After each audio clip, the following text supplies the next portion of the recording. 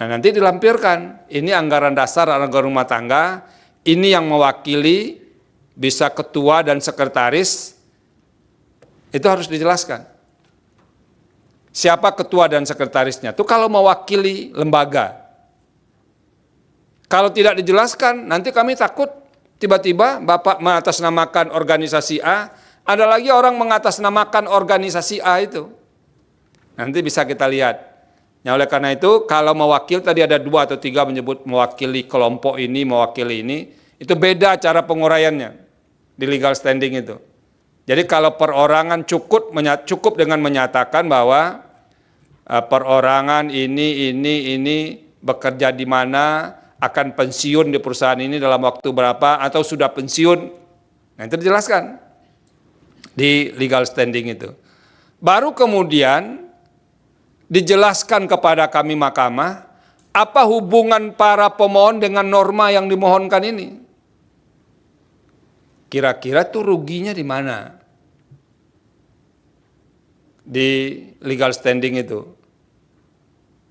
Dijelaskan. Kalau ternyata tidak ada ruginya, ya tidak bisa dikasih legal standing.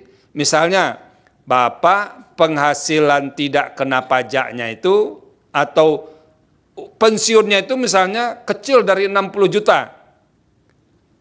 Nah, enggak bisa Bapak, orang enggak dikenakan kok, enggak pernah dipotong pajaknya. Tapi kalau di atas 60 juta, nah dibuktikan ke kami.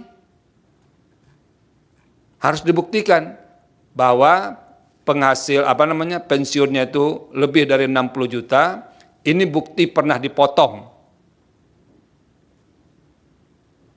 Nah itu, atau bisa saja belum pensiun, mau akan pensiun, tapi kalau pensiun nanti diperkirakan pajaknya sebesar ini, termasuk ke dalam batas-batas yang kena pajak dalam pasal 17 tadi itu. Itu harus dikemukakan kepada kami, sehingga kami yakin, oh betul nih orang ini dipotong ini pajaknya. Padahal sudah pensiun dipotong pajak juga begitu. Nah harus dikemukakan ke kami semuanya Pak, bukti-bukti itu. Supaya nanti clear, mencari kausal verban namanya. Apa hubungan sebab akibat antara norma yang dimohonkan itu untuk diuji dengan kerugian yang Bapak alami atau potensi yang kemungkinan akan dialami. Nah itu harus dikemukakan. Ini kan banyak supporternya nanti nih, bisa berdiskusi bersama. Nah itu yang harus dijelaskan kepada mahkamah.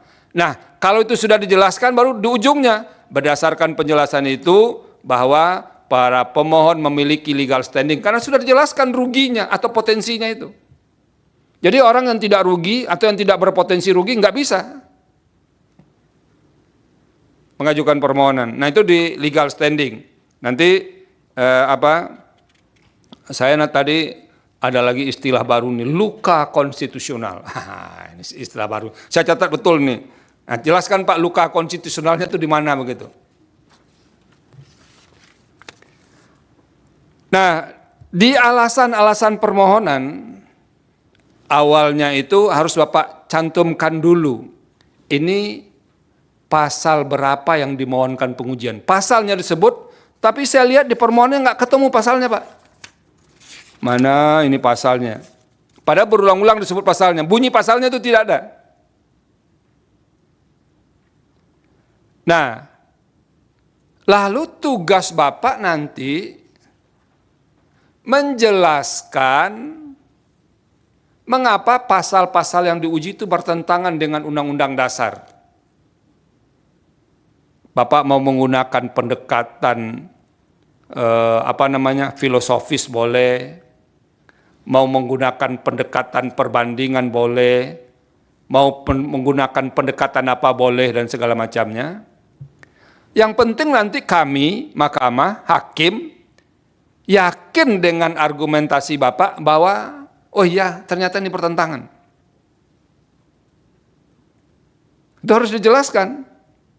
Jadi cerita melankolis tadi nggak ada artinya bagi kami kalau Bapak tidak menunjukkan pertentangannya dengan konstitusi.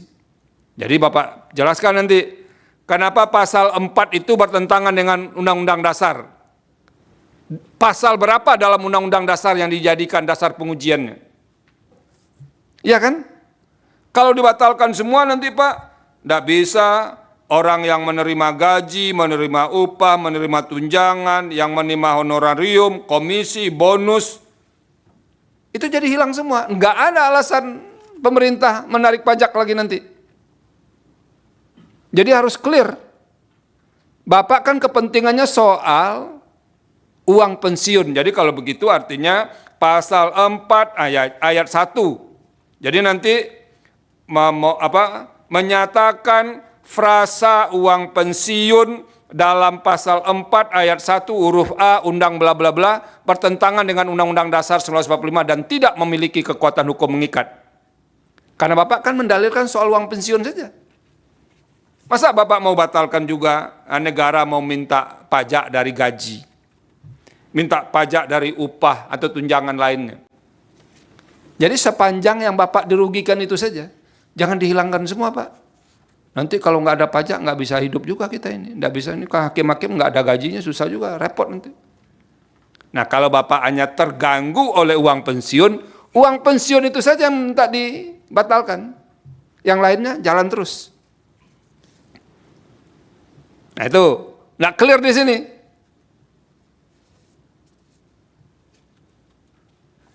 Begitu juga dengan pasal 17.